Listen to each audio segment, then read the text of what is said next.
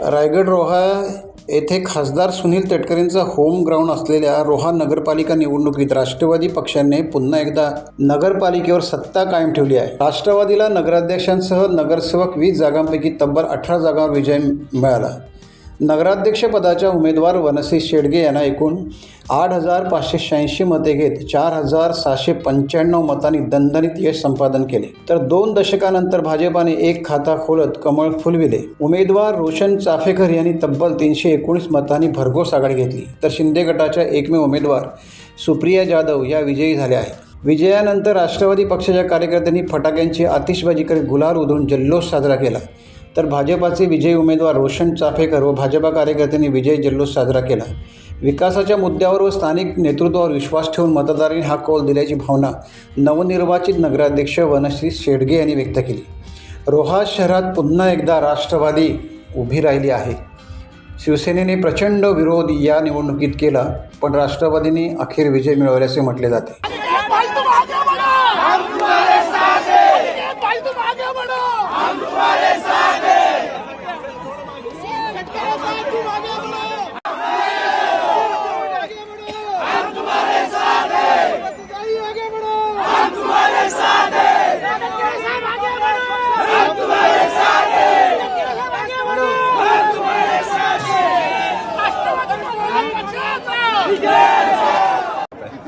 नाही, मी कुठे कुणाला होतो त्यांच्या काम करत होते, मी माझं काम करत होतो ह्याच्यामध्ये. पण मला माझ्या रोहेकरांवरती पूर्ण विश्वास होता. त्यांचा हा विजय आहे. मी पहिल्यापासून सांगतोय, रोहेकरांच्या तटकरे साहेबांच्या कामाचा विजय आहे. तटकरे साहेब असतील, आदितीताई असतील, अनिकेत भाई असतील, या सर्वांचा विजय आहे. आणि सर्वात मोठा म्हणजे हा रोहेकरांचा विजय आहे. सर्वसामान्य लोकांचा विजय आहे. सर्व जाती धर्मातल्या लोकांचा विजय आहे. माझ्या तरुणांचा विजय आहे. आणि माझ्या सर्व देवतांचा विजय आहे. काय सांगशील, रोहा नगर परिषदेमध्ये नगराध्यक्ष पदावर विराजमान झालेली आहे. महाराष्ट्रातली कमी वयाची एक नगराध्यक्ष म्हणून तुझा या ठिकाणी नामोल्लेख होईल. काय कसं बघतेस या विजयाकडे? मी सर्वप्रथम एवढंच सांगते की हा माझ्या एकटीचा विजय नाहीये. तुम्ही कॅमेरा फिरवून बघा, हा माझ्या रोहेकर मायबाप जनतेचा विजय आहे. आणि त्यांनीच मला निवडून दिलंय. हा राष्ट्रवादी काँग्रेस पक्षाचा विजय आहे. नवीन पिढीचा, नव्या विचारांचा विजय आहे. नवीन पिढी जी मोठी स्वप्न बघू पाहते आणि ती स्वप्न मिळवण्यासाठी मेहनत करून ती स्वप्न मिळवते, त्या प्रत्येक तरुणाईचा विजय आहे असं मी समजते. आणि आदरणीय तटकरे साहेबांनी 40 वर्ष रोह्यासाठी जे काम केलंय, नगरपालिका तीच पुन्हा अबाधित ठेवलेली आहे, तर ह्याचं सगळं श्रेय त्यांना देखील जातं. आदितीताई असतील, अनिकेत भाई असतील, यांनी जो विकास केला त्यांच्या पाठबळाशिवाय, मार्गदर्शनाशिवाय हे अजिबातच पॉसिबल नव्हतं. त्यांनी देखील आमच्यासाठी खूप धावपळ केली. आणि मी एवढंच सांगेन की हा विजय हा मी माझे वडील समीर जनार्दन शेडगे यांना समर्पित करते. त्यांनी मागच्या निवडणुकीत 6 मतांनी आमचा पराभव झालेला, पण ह्यावेळी 4,500च्या वरती मताधिकाऱ्यांनी आम्ही जो आकडा काढलाय, थोडासा तो आलाय. तर त्यांनी जे समर्पित होऊन रोहेकरांसाठी जे काम केलेलं आहे, ह्याचं सगळं श्रेय हे त्यांना जातं. त्यामुळे तेवढंच सांगू इच्छिते की जाहीरनामा काय नेमका जनतेसाठी काय करणार आहे? जनतेसाठी काय करणार हे मी प्रचारादरम्यान नेहमी सांगतच आली आहे.